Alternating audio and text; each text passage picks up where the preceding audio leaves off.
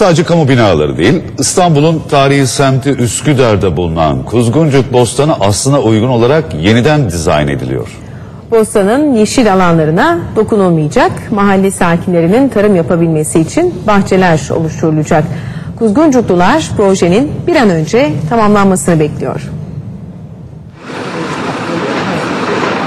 Kuzguncuk'ta mahalleliyle Üsküdar Belediyesi el ele verdi, tarihi bostan için park projesi geliştirdi.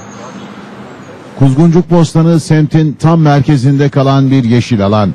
Büyük bölümü ağaçlarla kaplı olan bostanın mahallenin kullanımına açılabilmesi için düğmeye basıldı. Buraya muazzam bir park projemiz var. Bir koruyu gerçekten o halkın, o bölge halkının istifade edeceği şekilde düzenleme yapmak istiyoruz. Üsküdar Meydanı'nın hemen yanı başındaki Kuzguncuk Bostanı şu anda atıl durumda ve oldukça bakımsız. Yeni projeyle birlikte burası canlandırılacak. Hem yürüyüş yolları yapılacak hem de spor alanları yapılacak. Böylece çevrede oturanlar, mahalle sakinleri buraya gelerek boş vakitlerini rahatlıkla geçirebilecekler. Yaklaşık 17 dönüm olan arazide yeşile dokunulmayacak. Çocuklarla ilgili yeşil alanlarda oynayacakları alanlar.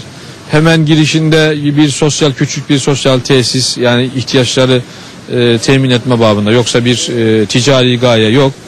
Kuzguncuk Bostanı'nın en önemli özelliği mahalle sakinlerinin hala buraya gelip tarım yapıyor olabilmesi. İşte projeyle birlikte bu özelliği de alanın devam edecek. Arkamda gördüğünüz alana yeni hobi bahçeleri yapılacak ve böylece mahalleli buraya gelip yine istediği ürünü ekip biçebilecek. Kuzguncuk'un tarihi dokusuna uygun olarak geliştirilen proje mahalle sakinlerinden de tam not almayı başardı.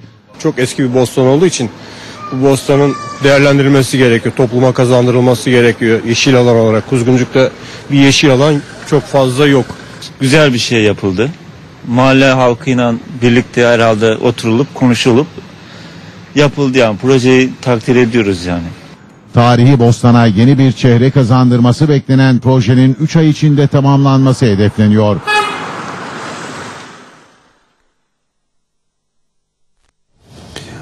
Yağışlar yine etkisini göstermeye başladı. Özellikle İtalya bir hayli muzdarip, az sonra